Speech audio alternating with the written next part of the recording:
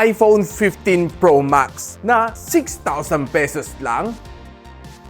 Grabe, nagulat ako sa presyo nito ah. And it's really here. Nabili ko lang sa marketplace and akala ko it's a scam. But dumating nga. I'm as curious as you are. Malalaman natin dito sa video nito after this quick unboxing kung totoong iPhone 15 Pro Max nga laman nito or bato lang or sabon. Tara!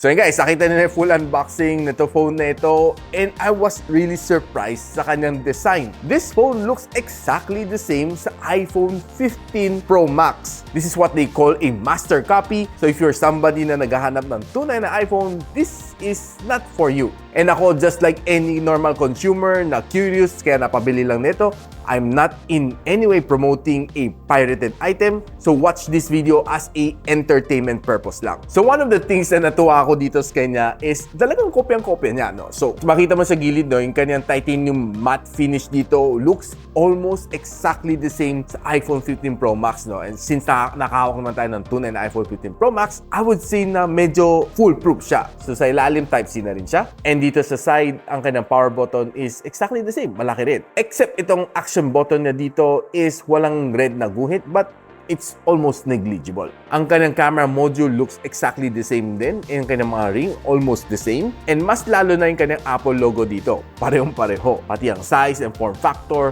And nilagyan ko ng iPhone 15 Pro Max na case din ito. Sakto, kumasya. So kung nag-boot up ka na yung phone na ito, you'd think na, uy, iOS. I-swipe up natin. No? So makita mo, all of these icons are exactly the same. Parehong-pareho sa iPhone. Pati yung ano niya, yung notch niya is exactly the same din. I was really surprised though how they were able to put everything into this one for just 6,000 pesos lang, no? And of course, swiping left and right. Well, there are times of you feel may kunting lag but almost negligible naman.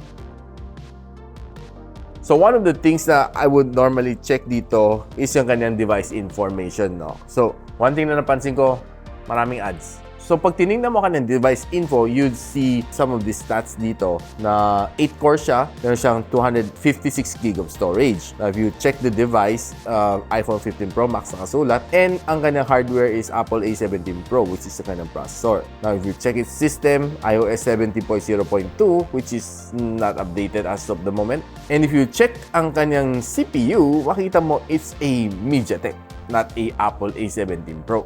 So it's a ARM V7 na processor, which I'm not sure which version, no? I'm not sure, baka hindi nga G99 pa nga to. And checking further sa kanyang device info hardware, you'll see na, well, almost the same data na kuha natin. It proves that MediaTek siya. Kanyang memory is 8 gigs of RAM and 256 gig of storage, which is not pretty bad for a iPhone-looking phone. Now, if you use this one for day-to-day basis, there are times na mainis ka dahil sa lag nito phone na ito. Don't expect too much, and I believe that ito phone na ito is best suited sa mga people na mahilig mag-social climbing. So, hawak mo ito phone na ito, and yeah, punta ka lang sa Starbucks. I mean, you gain a lot of friends kasi meron ka iPhone 15 Pro Max, and once yan hininga ka, ano ay message number mo? Booking ka na.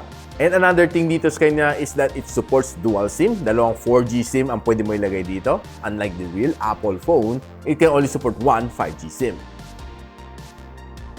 Now, kung mahilig ka namang scroll sa mga social media dito, it's a little bit sluggish, I would say. Ang TikTok, ang Facebook, pag scroll ka sa mga Reels, it's a little bit slow and not really that fast. Now, if you're watching some videos naman dito sa YouTube, I would say medyo may kunting delay. Kailangan mo para mag-load muna bago siya mag-normalize. But pag pinanood mo siya outright, pansin mo medyo madidelay siya konti. And the resolution, ang maximum niya is up to 720p lang. And one indicator nga pala sa kanya dito is medyo makapalang ka ng chin dito, no? Parang ka ng screen resolution dito is quite good. And you wouldn't expect that this is just a 6,000 peso phone. Now, if you're checking naman ng camera, I believe that there is only one camera sensor dito na gumagana, no? Which is ang main lens, a 12MP na camera sensor, and a 12MP na camera sensor din dito sa harap. Now, paano ko nalaman, no? So, if you turn on tong camera natin, ito, tatakpanan ko to. Yeah, kita nyo, no? Yung dalawang lens, no? I'll try to switch over and cover up ko tong dalawang lens dito, no? Sa baba. This is the ultra-wide. Normal lens. 2x zoom lens, nakatakip. And 3x zoom lens. So, ito lang gumagana ng mata. Now, quickly tingnan lang natin some camera samples dito sa phone na ito. So, pag-usapan na natin ang kanyang camera performance on outdoors. You'd see itong shot na ito is very normal. Medyo may pagka-pale lang siya konti. But overall, it was able to still get a quite decent shot dito sa mga bato na ito. If you zoom it in, you'll see some details dito, but there are some details na smoothen out na. Now, looking at this flower shot, you'd see na okay naman. You'd see some details, pero pag zoom in mo, it's a little bit blurred na rin. Now, looking at this flower pot, you'd see na yung mga alambre niya, no, is still there. Andyan ang mga details, but pag zoom in mo, medyo talagang blurred na siya. Now, taking it indoors, you'd see some shot like this one, which I think is okay lang. Nothing really special about this shot. And if you take a look at this mga bin na shot, well, I would say na parang sunog sila. Now, you try to take some figurine shot naman using itong camera ito. I would say this is just a very ordinary shot, as well as this one. Taking an indoor low light shot, you'd see something like this. Medyo pag maliwanag, makapansin mo yung kalahati ng mukha ko na medyo maliwanag, it's better. And the other half is a little bit dark. If you're trying to take it outdoors, medyo mas matino naman siya as compared sa shooting it indoors. If you're trying to take a video on indoor, medyo low light, you'd see na yung camera niya would definitely underperform, and this is some of the results that you'll be seeing. And pag low light siya, you'd see na, well, on some angle na madilim din siya, but on some angle na maliwanag, well, it's good. Now, trying its 1080p shot, this is how it looks like. So, medyo shaky, jittery, and the resolution is not that good either. Now, with your 6,000 pesos, anong mapapala mo dito sa master copy ng iPhone 15 Pro Max? One is it looks almost the same like the real deal. Two, it feels almost the same like the real deal. But yung kanang internals is a far cry. But yung kanang interface looks almost the same. Don't expect from its camera, halos di ka makakapag-gaming. Only just social media lang dito. But with your 6,000 pesos, you get to social climb and get to meet some new friends along the way sa Starbucks. So again, I'm not promoting tong phone na ito. I'm just really curious nung nakita ko to. And napabili lang ako just to try this phone. Now, kung gusto niyo makita ang review ng tunay na iPhone 15 Pro Max, link on the description. And if you like this video, don't forget to share it to your friends, and a subscription to this channel would definitely be awesome. And I'll see you in the next one. And so, ako para si Richmond, and you're watching Gadget Sidekick. What's up? Like and subscribe to my channel. Don't forget to hit that notification bell.